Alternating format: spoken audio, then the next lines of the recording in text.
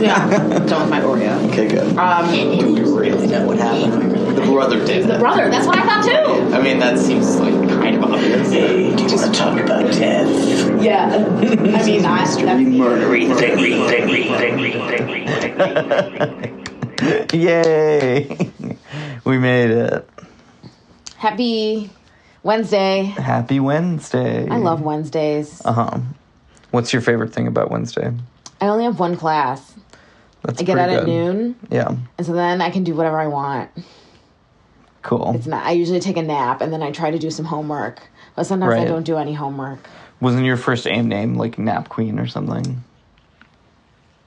Queen of no, Naps. I have a shirt that says that. Oh yeah, you have a shirt that says Queen of Naps. That's cute. I like it. Yeah. Thank you. Oh, Welcome to Mystery Murdery Thingy. Mystery Murdery Thingy. I'm Chloe. I'm Mario. We're going to continue, the theme from last week of political mysteries. We did decide to do at least one more episode. And I don't know, I think I might do another episode on the topic I have for today, because there's even a lot more. But ooh, you're digging deep. Digging deep. yeah, I just keep digging, and there's way fucking more shit down there in this well of shit that I've been digging through. But we'll get to that, because you are going first this week. Yes. Unusually. Usually you're I always snag it. Usually I want to go first. Well, I like that we decided... My stories are more impressive. That's great. I like that we decided early on that we're not going to do the thing that MFM does of trading back and forth. So you have to remember who went first last week. No, it doesn't matter. And then we were just going to do we do not fucking care. No, it doesn't matter. I think it's based on story, but whatever. Yeah. You're right. We don't do it just randomly. We usually try to have some logic to it, but anyway. Team Mystery. Yay. Okay. So, this is one hell of a story, let me tell you. What happened to the famous racehorse Shergar? What did happen to the famous racehorse Shergar? So, you're going to feel really bad for laughing. Oh, no. So, I'm just going to... So, he was a thoroughbred bay colt, which is a kind of horse. I know, okay, for the record, I know nothing at all about horses, about horse racing. I had to look up a lot of words, a lot of definitions. Yep. A lot of equine terminology. Equine terminology. So, Shergar was special. His first race was September 19th in 1980, and he won by 2.5 lengths. Okay, so the definition of a length is a horse length, or simply length, is a unit of measurement for the length of a horse from nose to tail, approximately 8 feet. So 2.5 lengths would be 20 feet. Yeah, 20 feet. That's a long way. Ahead of the crowd. Right. One of his most amazing races took place April 25th, 1981. The Guardian newspaper classic trial at Sandown, a horse racing park in England, which they all have very elaborate names, being ridden by a man named Walter Swinburne. This time, Shergar won by 10 lengths. The entire race is 1.25 mile, and after 1 mile, Shergar, this is his signature. He increases his pace. He presses, you're playing a video game and you press turbo. Wow. And left the other riders in the dust. And he makes racing history. That's insane. He does it over and over again. I think he did I want to say 8 to 10 races total. Mm-hmm. So in May, Shergar ran the Chester Vase race and won by 12 lengths. He did it the same way. He keeps pace with the leaders the whole time, and then he increases his speed to win. In June, next month, Shergar ran at the Epsom Downs racecourse, and he increased his speed at the very final bend of the course and won by 10 lengths, the largest winning margin of any Epsom Derby. And I think that's the big one, right? The one that everybody goes to? I have no idea. Because I feel I've heard of it. Okay. I've never heard of any British horse racing event. I've never heard of anything other than the Kentucky Derby and the Preakness, and I don't remember what the other leg of the Triple Crown is. It's the Kentucky Derby. Right, the Kentucky... That's what I'm thinking of. No, you said Kentucky Bourbon? Kentucky Bourbon. Okay, I'm going to cut this part out. Bullet Bourbon? I love Bullet Bourbon. They should give us money. We're cutting this out. Okay. Okay. So, a few weeks later, June 27th, Shergar ran the Irish Derby, and surprise, he won by 4 lengths. I'm so surprised. Commentator Michael O'Hare said, quote, "He's winning so easily. It's Shergar first and the rest are nowhere," end quote. So after that win, a group of Americans heard her off. What? Americans. Americans. I don't know why I did that. I'm proud to be an American. That's it. That's all I was going to do. Oh my God, cut this out. Okay. No, I'm going to keep that in. Okay, so after that win, a group of Americans offered $40 million to syndicate the horse. But the owner, the Aga Khan, turned down the offer. It's the Aga Khan. Instead, the Aga Khan syndicated Shergar for £10 million, which is a little over $12.5 million. So each share was about £250,000. Shergar's final race was at the St. Leger Stakes, September 12th. So he came in 4th place. That was his very last race, and it's the first time that ever happened. 10 days before the race, Sporting Life, a racing newspaper, published an article that said Shergar had not been practicing well and that he had become slower, but his trainer, Michael Stout, confirmed the rumors to be untrue.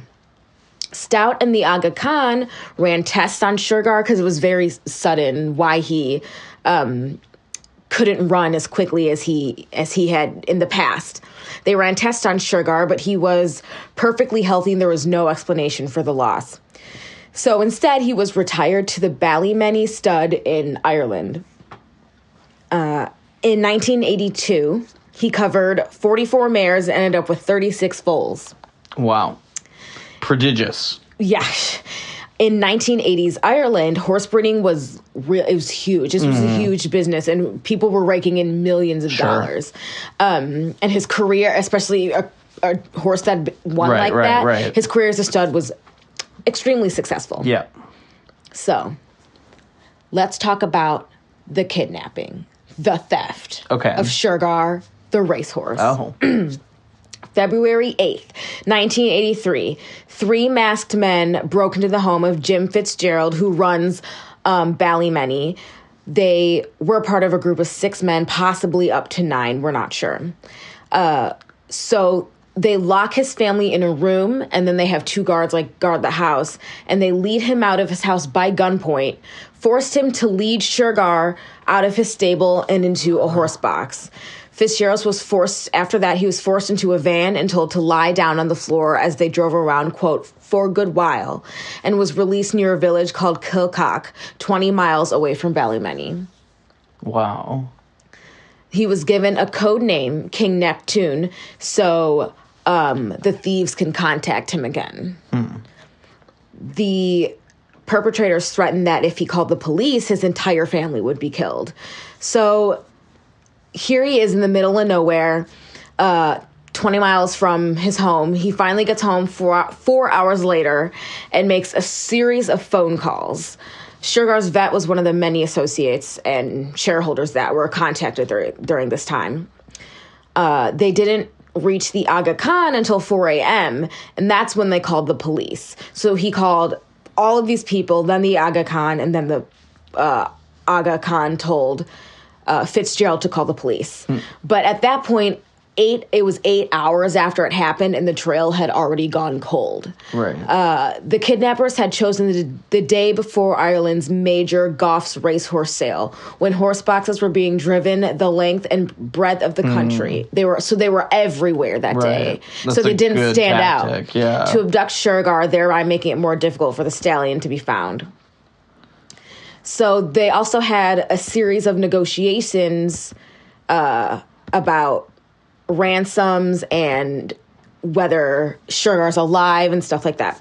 So 4 hours after the kidnapping, before police were even contacted, horse breeder Jim Maxwell was contacted by the alleged thieves. This is his first phone call. They demanded a ransom of 40,000 pounds. He asked if the horse was in good condition, and they said yes. He also spoke to Jim's wife, who said that the man on the phone seemed like, quote, a very rational, well-spoken man, end quote. He was a very polite horse thief. Yeah. You know.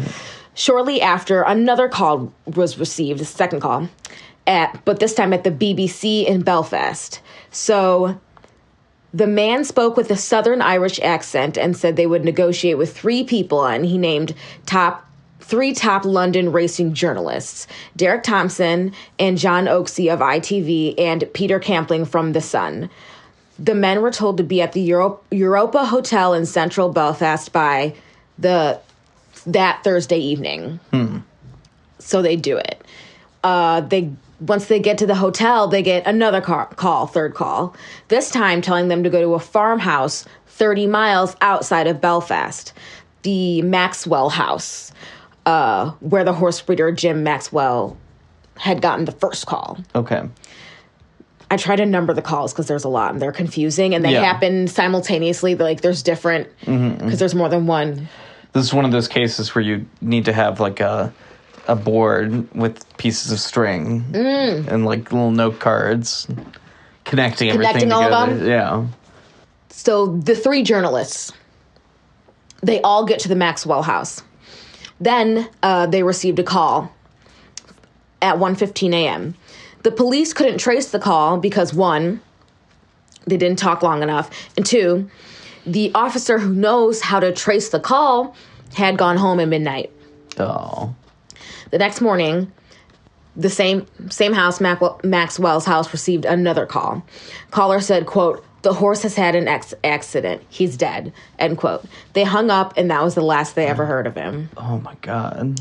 The thieves also called the stud farm directly, and a demand of £2 million was made for the return of Shergar and for a contact number in France through which further negotiations could be made. So a man named Ghislaine Drian, who's one of Shergar's managers, he's the one who answered the phone, and he provided the number of the Aga Khan's French office. So it's like playing phone tag. They negotiated from the Aga Khan's office in Paris with a series of telephone calls over 4 days. So there's a lot of stalling, kind of fucking around. Okay. Negotiators demanded proof that Shergar was still alive. There were rumors in the media saying that Shergar might be dead, so they wanted proof. And there was also a debate over paying the ransom or not. Shergar had 35 shareholders. He didn't necessarily belong to one owner. Right. The idea was that paying the ransom would get Shergar back safe and sound. And the other idea was that paying the ransom would invite other thieves to kidnap other racehorses for money. Mm-hmm. The thieves said that a representative of the syndicate should go to the Crofton Hotel in Dublin and ask for any messages for, quote, Johnny Logan, who's the name of an Irish singer. An officer named Stan Cosgrove went to the hotel and asked for any messages. He didn't go alone, though. There were, like, armed people with him, but they were undercover. No, there was nothing there. No message was delivered, and Cosgrove returned home after waiting. Shortly afterwards, the negotiators received a phone call from the thieves, again, angry at the presence of the police.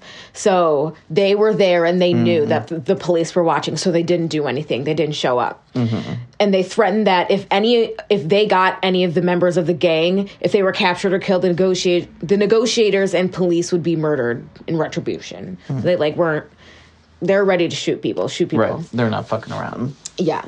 On Saturday, February 12th, the thieves contacted the negotiators again and said that proof had been left at the Rosemary Hotel. So the proof had several Polaroid pictures showing Shergar. Some of the pictures showed the horse's head next to a copy of the Irish News, dated like the date of. Sure. In a telephone call from the thieves to the negotiators at 10:40 p.m. that same night, it was explained that the syndicate, their owners, were not satisfied with the pictures. They were not about it. They said it didn't constitute enough proof. They want full pictures and everything. The caller told the negotiators that, quote, if you're not satisfied, that's it, end quote. The call was ended and the thieves never made any further contact, despite their attempts to reach out to them. Okay, theories. The Irish Mafia kidnapped Shergar in retaliation for a deal with the Aga Khan that went wrong. He had been seized for second theory, he had been seized for Colonel Gaddafi in Libya in return for arms for the IRA. That's just like very complicated. Some say he was never killed, and instead kept breeding foals secretly. So the IRA was kind of the ones to blame. Okay. And here's why. The Irish Republican Army. Yes, the Irish Republican Army, not the American Tax Association or whatever. The Internal Revenue Service. IRS. IRS. Yeah. Okay. Yes, the Irish Republican Army, which of course is the, sort of a terrorist group or, freedom fighters, whatever you want to say, Yeah. that were fighting against the Unionists and the British to, So. that whole thing. Sean O'Callaghan, an IRA double killer turned police double agent, wrote a book called The Informer. He named 7 former provosts. Is that how you say that? I don't know how to say that. Provosts. He claimed had planned and carried out the horses kidnapped. So the book identified Kevin Mallon, who is a senior IRA leader, and he's also a convicted killer, as the man who devised the plot. It was his idea. O'Callaghan suggested the horse had thrown itself into a frenzy, injured a leg, and that it was just put out of its misery. Quote, was killed within days, even though the IRA kept up the pretense that he was alive, end quote.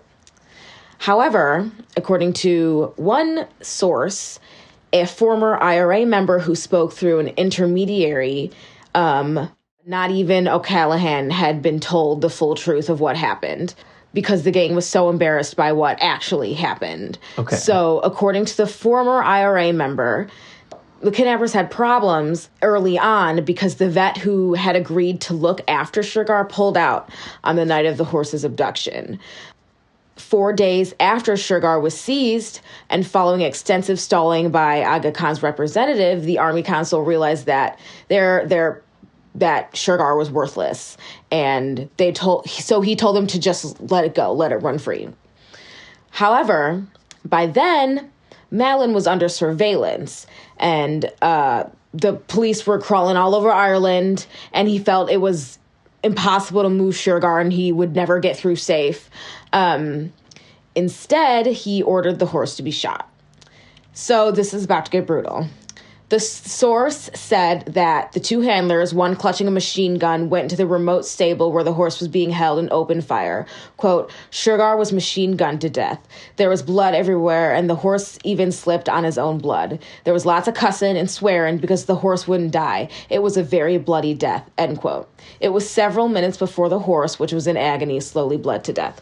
So apparently there's a really specific spot that you have to kill a horse with. Okay.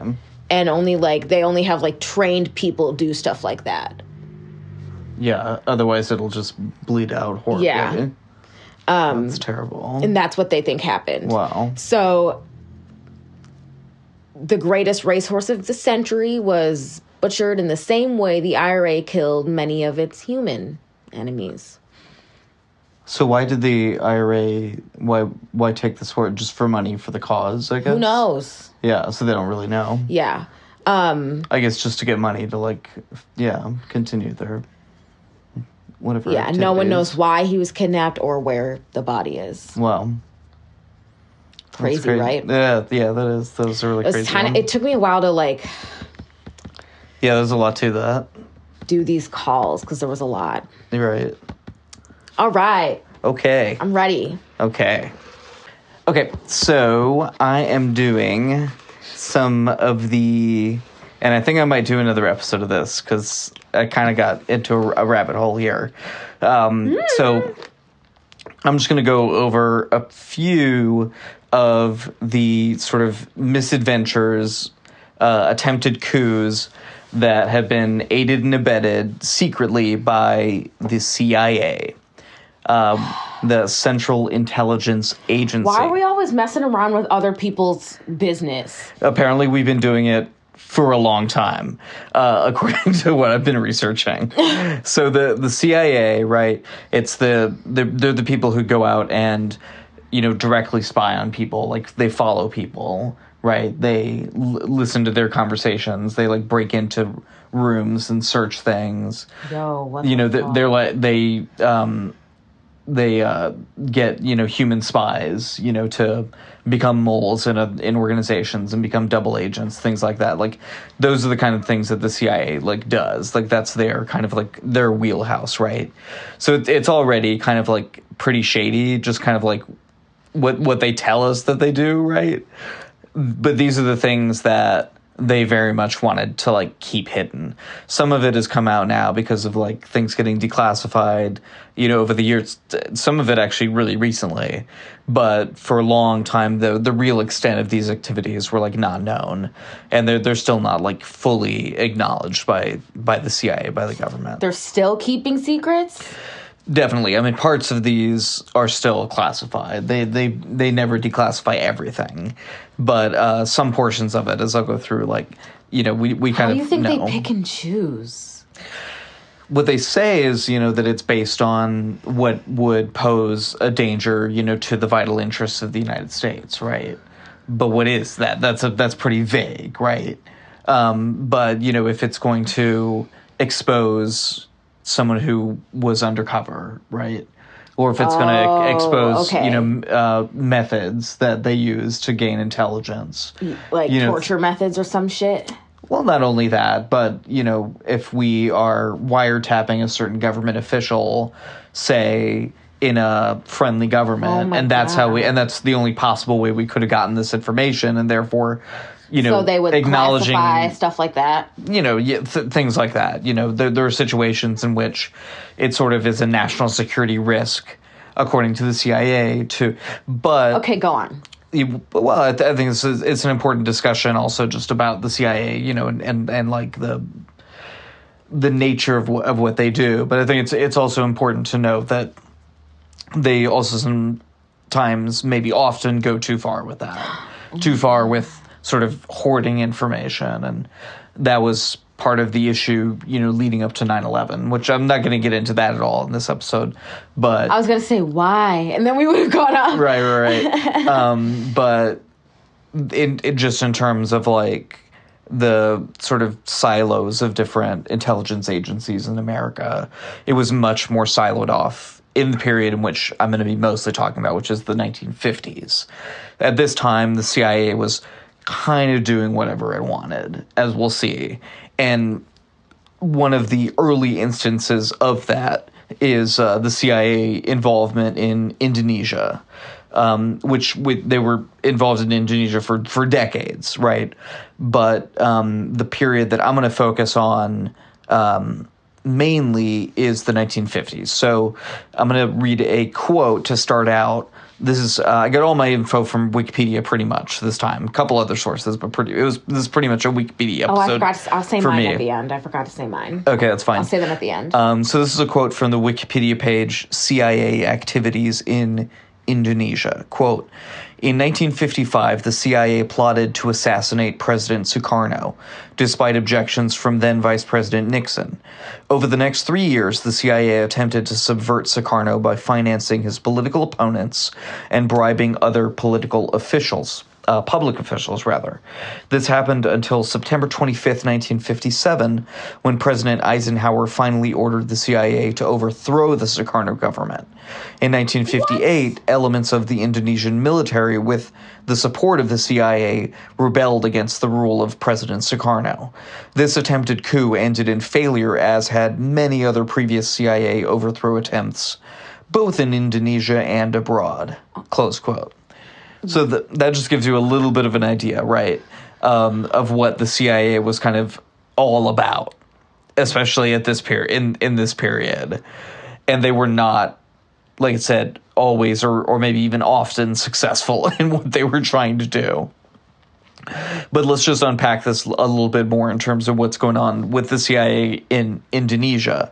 So this failed coup attempt in 1957, they don't give up. They don't say, well, maybe we should just kind of let things play out, as they're going to naturally.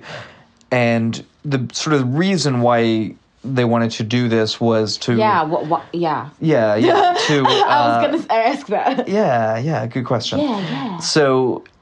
basically, Truman and the Americans wanted to ensure a friendly regime in Indonesia. A U.S.-friendly regime. They didn't want them to be too close to the Soviets, of course, because everything at this time was seen through the lens of, is it, moving people into the sphere of the Soviets or into the sphere of the U.S.? In a place like Indonesia, it's kind of like one or the other. Although, as we'll see, their ruler at this point, or the president, Sukarno, tried to kind of have it both ways, and the CIA didn't like that. So this plot that went kind of awry, in 1958, it was immediately exposed by the Soviets. They found out about it. They published a story in an Indian newspaper called Blitz that they kind of controlled about the plot. But again, the CIA, not being put off by that, went ahead with the coup attempt, with the plot. They worked with Indonesian ex-military rebels in some of the restive parts of Indonesia, in Sumatra and Sulawesi, which are two islands in Indonesia, kind of, I think, in the northern end of the archipelago. They sent them arms, so guns, weapons, and also they set up an anti-Sukarno propaganda radio station. Actually, the multiple CIA radio stations. did all this? Yes. The CIA was actually themselves set up the radio stations. They were kind of blasting this, anti-Sukarno propaganda. Those radio stations were actually destroyed on February 5th, 1958, by the Indonesian military that was still loyal to Sukarno. And the Indonesian military also set up a naval blockade. All of this kind of overwhelmed the CIA-backed rebels. The CIA did not think that there was going to be this level of pushback from the government. They really overperformed what the CIA had expected of the resistance. Wow, we underestimated them, basically. We definitely underestimated them. And also, not only that, but what's really kind of embarrassing, because of bad coordination, kind of the left hand not knowing what the right hand was doing, the CIA didn't realize that many, quote, top commanders within the Indonesian army were fiercely anti-communist, having been trained in the United States, even calling themselves, quote, the sons of Eisenhower. This misstep led to American-aligned Indonesian military forces fighting American-aligned rebel forces. Oh my God. So the CIA essentially backing both sides in the conflict, which you see kind of lampooned in the show Archer. If you've ever watched that, there's a particular episode where they kind of make fun of this, where the CIA is they're like, yeah, we're giving money to the rebels, but are we supporting the ruler? Yeah, we're supporting the ruler, and we're giving guns to the rebels, so they can fight each other. It's good. It's good for us. Oh my God. This stuff actually happens. It's not just, on a comedy show. The CIA actually apparently did that. So they try to restart, again, they're not giving up this unrest in the outlying islands of Sumatra, etc. And this is really, really unfortunate. The CIA, it's more than unfortunate, it's a war crime. The CIA started bombing civilians intentionally. And President Eisenhower apparently actually ordered that no Americans should actually be involved in the bombing itself. But the CIA director Dulles, reportedly, according to Wikipedia, ignored that order.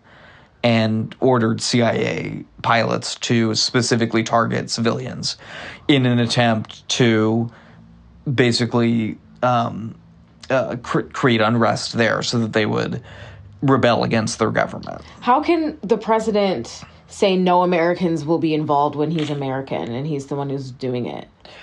Well, what he said was that no American pilots would be directly involved in actually doing the bombing.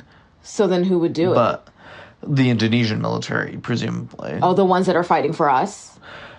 Right, exactly. Like I know it gets kind of complicated, but yeah, like the official Indonesian military. So this was all revealed when an American CIA pilot named Al Pope was shot down over Indonesia on April 19th, 1958.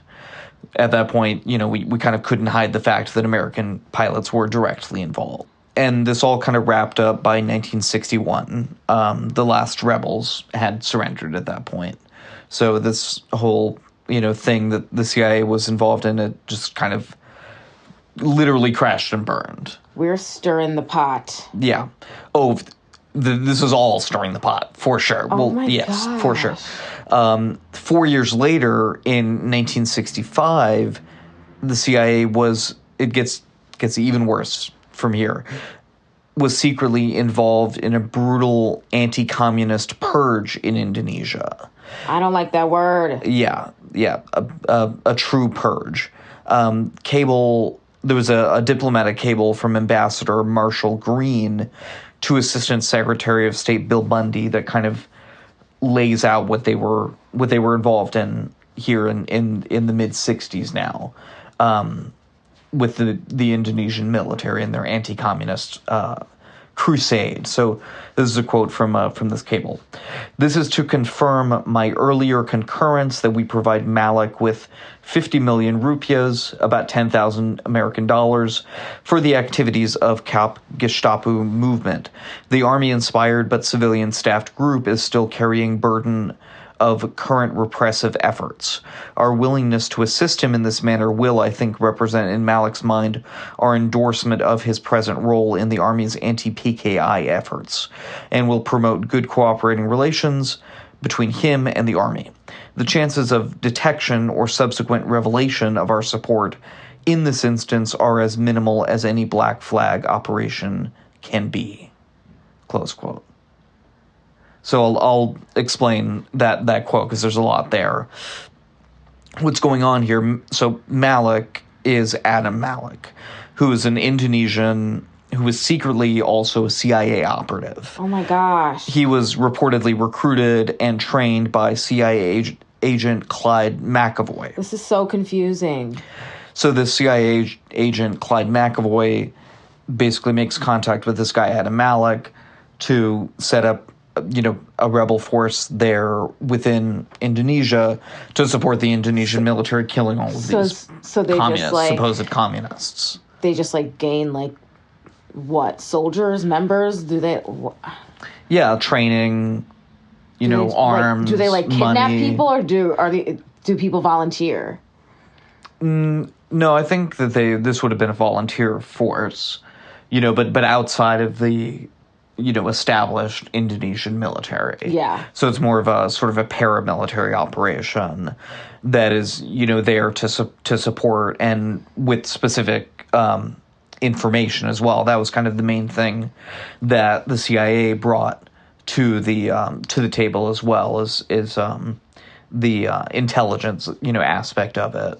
And the PKI is the Communist Party of Indonesia. And basically, if you were a PKI member, then you were killed in this purge. But we're fighting communism. Right. Very, very hard. To the tune of up to 500,000 people being killed. Yeah. Led to the deaths of as many as 500,000 people. That's fucked up. Yeah. It might not be that, again, in situations like this, it's hard to know. That's kind of the nature of it, right? These things get suppressed by the governments. But that's the figure that, is apparently out there. and this is not only according to Wikipedia, right? This is according to multiple official sources, including a 1967 Senate Foreign Relations Committee hearing. So that's where that figure comes from as well. So, it seems high, inflated, but yeah, it's apparently one of these great atrocities that we just kind of never hear about or talk about in world history, that our government also was apparently pretty involved in. So this heavier involvement, as we're talking about, was really, kept a very closely guarded secret by the CIA, but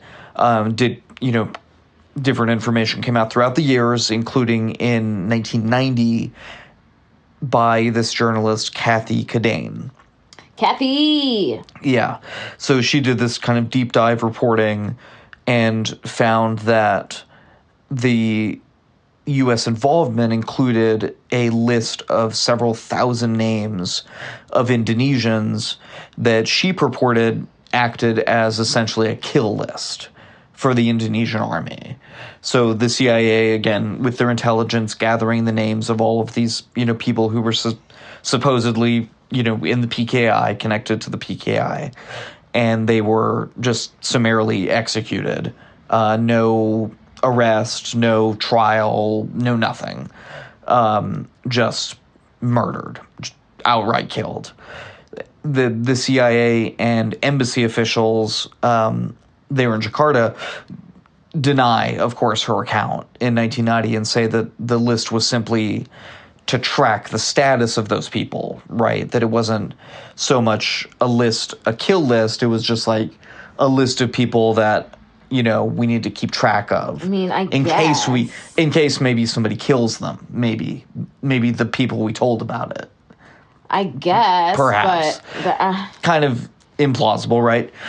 What makes it more implausible and really just kind of strains credulity beyond the breaking point is that contemporaneous memos, including some that were written by the very same people who were denying it, right, confirmed. They seemed to clearly confirm that her accusations were true. And in fact, they themselves, in the early 2000s, had confirmed certain portions of what was in those memos as well. So this notion that they were more deeply involved seems to be correct. That there was a high level of coordination between the CIA, that essentially the CIA was directing the Indonesian military with the kill list, and that they were well aware of what it was being used for, and this campaign of indiscriminate killings did not seem to bother these people who were working at the CIA at all. And for further evidence that the CIA was involved, there's actually further information that's been dug up by this documentary filmmaker Joshua Oppenheimer. In 2016, based on all this evidence, a tribunal was convened in The Hague and concluded that What's The Hague? The Hague is a city in Denmark, I think. I'm not sure what country it's in. Sorry, it's where the International Criminal Court is located. It's just kind of one of these places where international organizations kind of meet and everything. So they convened this international tribunal, and it concluded that what happened in Indonesia in 1965 to 1967 or 68 constituted crimes against humanity. Yes. And that the U.S. and other Western governments were complicit in those crimes. And just last year, actually, on October 17th, 2017, more documents were declassified from the U.S. Embassy in Jakarta from 1963 to 1966. And they, quote, revealed that not only did the U.S. government have detailed knowledge of the killings as they happened and welcomed them, but also actively encouraged and facilitated the massacres to further their geopolitical interests in the region. So some serious blood on their hands in terms of what the CIA was doing in Indonesia in the mid 50s to mid 60s. So pretty fucked up. Yo, I had no idea. That's one.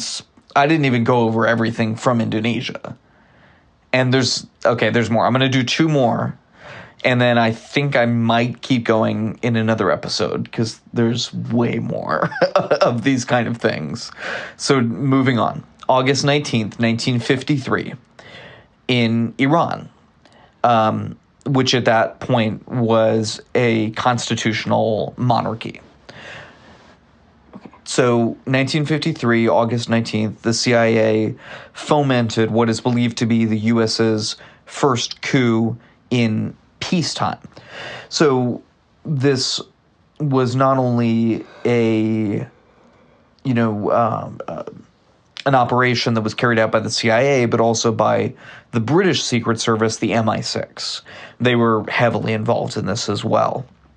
And the coup, known as Operation Ajax, was to overthrow the elected Prime Minister, Mohammad Mossadegh, and replace him with a man who was more amenable to the Shah, the king, essentially, who was closely aligned with the American government. Mossadegh was sort of also this is kind of the proximate cause of the coup, was messing around with what was called the Anglo-Iranian Oil Company, AIOC. And AIOC was one of the major oil companies in the world at that time, and was lots of money. Lots and lots of money. Eventually developed into British Petroleum. Okay. BP, or what they like to call Beyond Petroleum now. But it started out way back when as Anglo-Iranian Oil Company, or at least a portion of it did. And it was a very, very important holding to the British government and also to the Shah. All that oil money, basically, helping to prop up the state and everything. So Mossadegh went so far as to actually wanting to nationalize Iran's oil, which would, of course, have completely cut out the sort of Anglo portion, right, of the Anglo-Iranian Oil Company. And therefore, taking out Mossadegh was seen as in the vital national interest of the U.S. and of Britain. The U.S. was kind of involved in this as well. Is it because I'm confused. So the Prime Minister, Mohammad Mossadegh, wanted to nationalize the oil industry in Iran, whereas the British had a, controlling interest in the oil, the one oil company in the country. Okay. So it would have completely cut them out. Right. So in their mind, it would have been a huge disaster if this guy continued on to be exactly. It was king. A sort of existential crisis in their eyes. If Mossadegh stayed in office. So on August 19th, what it started out with was a sort of incitement of a riot by this influential Iranian named Ayatollah Mohammad Bibani, who had been given large amounts of money by the CIA to go out and hire people to foment this riot. And when the unrest happened, the government used that as an excuse rather the elements of the army that were against the prime minister used it as an excuse to intervene, push back the opposition protesters, and storm government buildings and take over the government, essentially. This one riot that they started? Exactly. So they create this unrest, this riot, and then they use it as an excuse to go and take over the government. That's so backwards. Yeah. I know, right? One tank shell apparently was fired into Mossadegh's house, and he subsequently went, kind of ran and hid for a while, briefly tried to get things to, some kind of pushback, but it wasn't going to happen. And he surrendered and told his supporters to lay down their arms. and it was over. This one was actually successful in terms of at least the goal that the CIA wanted to, and the MI6 wanted to do. And also, of course, the Shah, who returned to Tehran, the capital of Iran, with CIA Director Dulles in the same plane. Mossadegh was initially sentenced to death, but the Shah commuted his sentence to 3 years of solitary confinement and then house arrest for the rest of his life. Why was he arrested? I'm not exactly sure what the charge was, other than being the political opposition, but when you live in a monarchy that's supposed to be a constitutional monarchy but seems kind of like an absolute monarchy, anything can happen, I guess. So I'm not totally sure about that.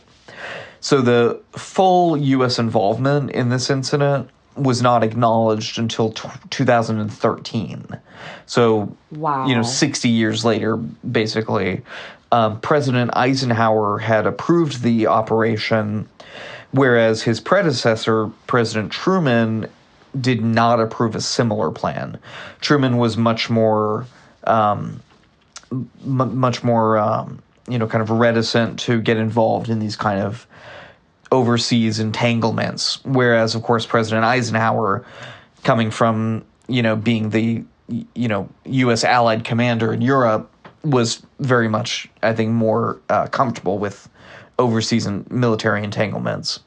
So this was this operation was also supported by a pair of brothers, kind of interesting, one of whom was the Secretary of State, John Foster Dulles, and the other was the CIA Director, Allen Dulles. Wow. So they were, secretly working on this, plan to overthrow the Prime Minister of Iran together. But they were brothers, so it's kind of cute, right? Not at all. Okay, maybe not.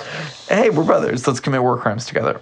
So the main CIA operatives involved in this were Officer Kermit Roosevelt Jr., happens to be the grandson of Teddy Roosevelt, and Agent Donald Wilbur.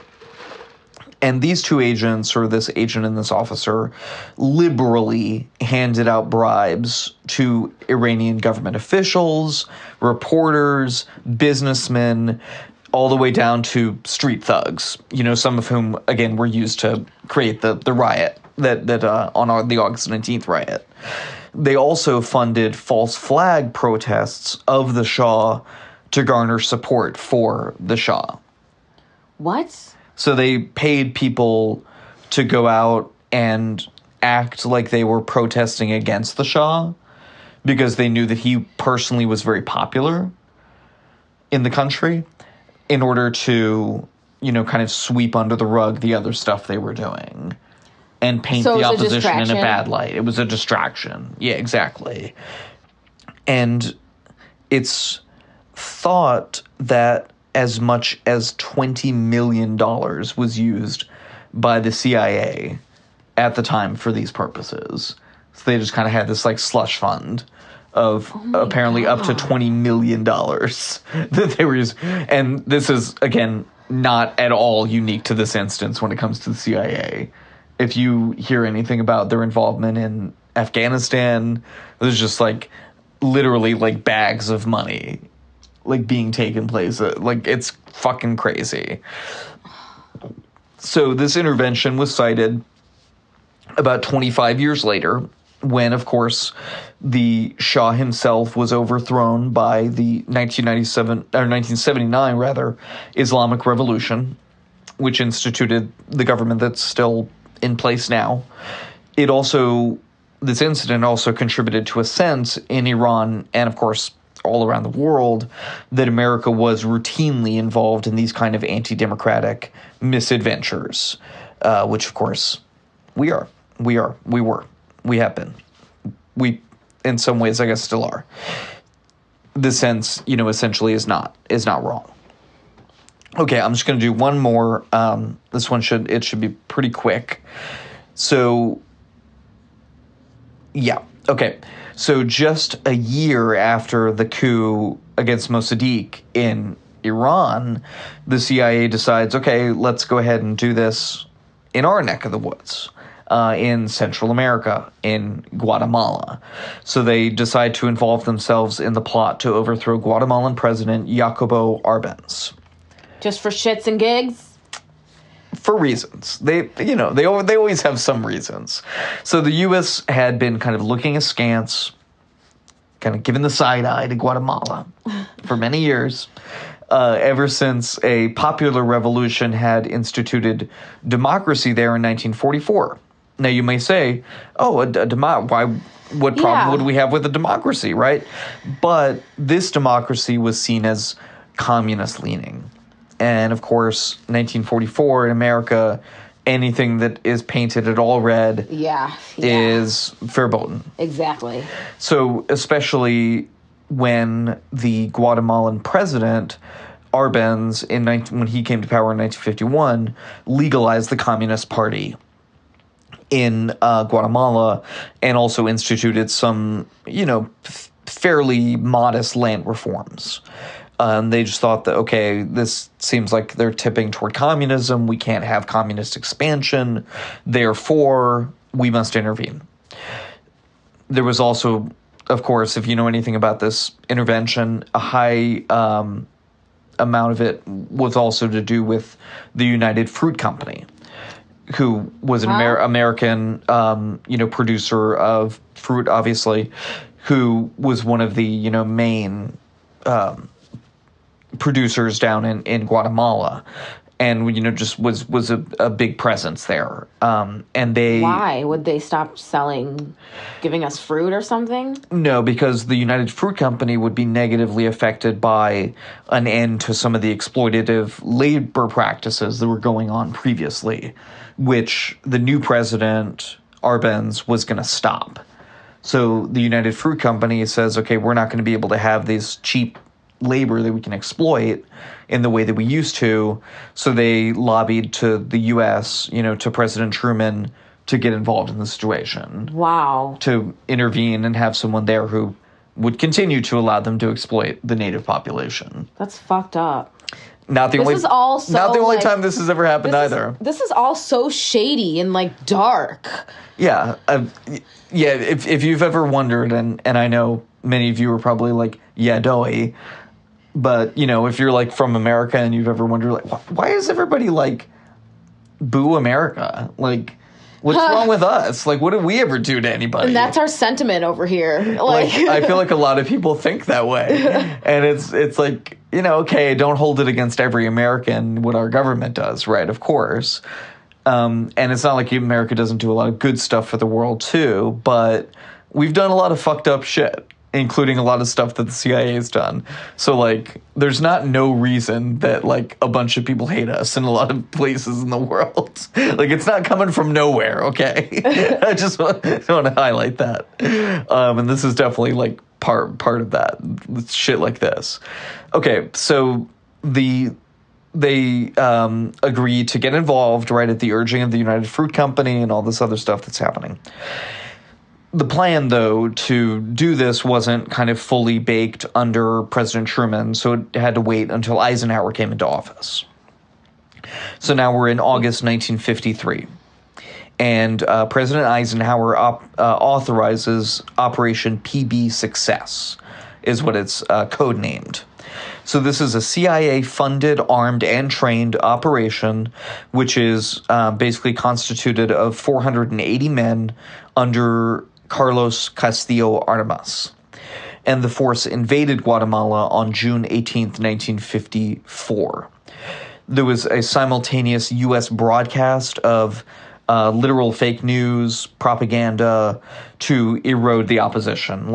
They broadcast things that were happening in the conflict that were very favorable to the, rebels under Armas that were not actually true. That wasn't actually happening. Stuff like that.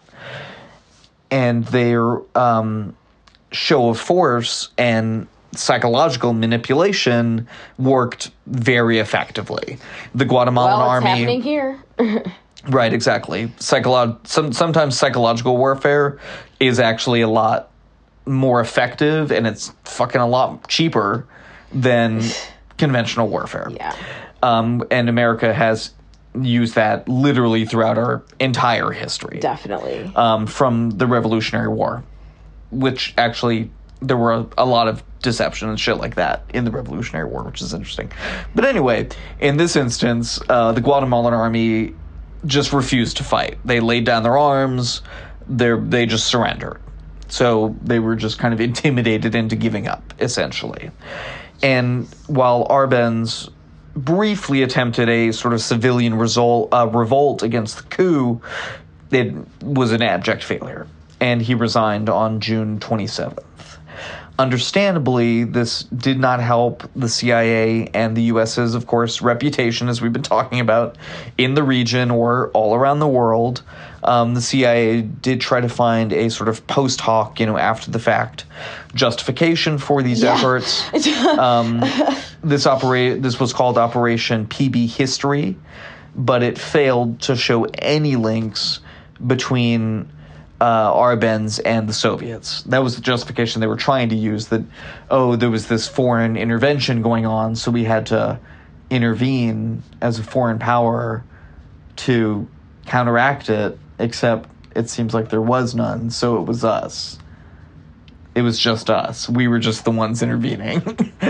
I know, it's all kind of like, what the hell were they thinking right at the time? So, unfortunately, this incident, and of course many other things, led to a hugely unstable period in Guatemalan history, just in general, that literally we're still seeing today. When did this take place again? This was in 1950s? 50s. Yeah, 1954.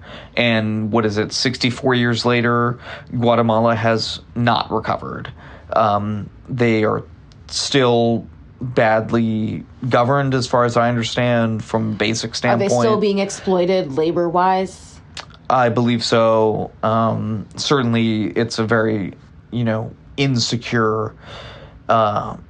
insecure place, and one, of course, from which many people are now attempting to come to the United States because of its instability, because of its insecurity. Incidents like this, not only this, but including this, are part of why that's happening. So I think also we need to remember, when we get refugees at our door, what is our role in creating the situation that led to them becoming refugees, and therefore what does that say about our sort of inherent, what do we owe them, right, in terms of what we did. Anyway, the new president, the Castillo Armas guy, he quickly assumed dictatorial powers, banned opposition parties. This is the guy that we gave all the money and the arms to send in. By the way, this guy is great guy, right? Imprisoned and tortured political opponents, and reversed all the social reforms that the previous president had instituted. Wow. Yeah. So we can really pick them. I'll tell you what.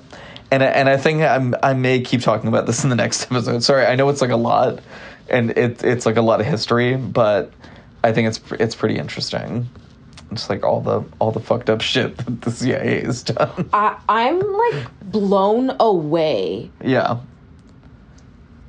I know. It's crazy. Just like, it's crazy that we never hear about this stuff or like talk about it. Like, it gets reported when the documents get declassified and things like that, but it's not like it's front page news or something, But it certainly would have been in 1955 if you would have been like, yep, that was us. We did that. We did it all. And so some of this stuff wasn't declassified till like now?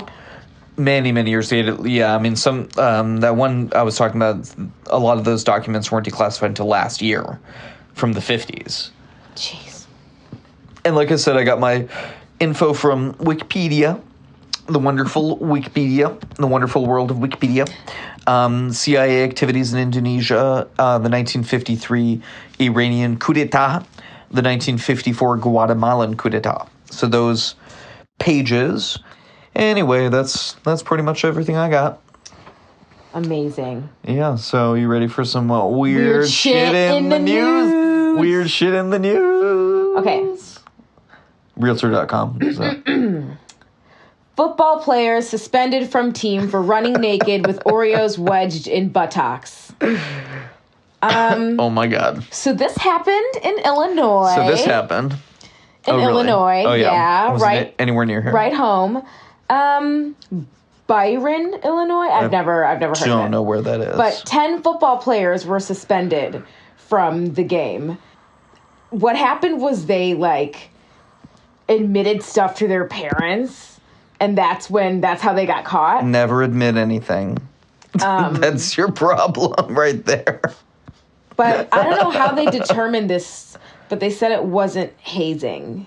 It said Byron High School players were suspended for indecent exposure, but that school administrators concluded that they went on the Oreo run at the school's football field voluntarily and were not victims of hazing.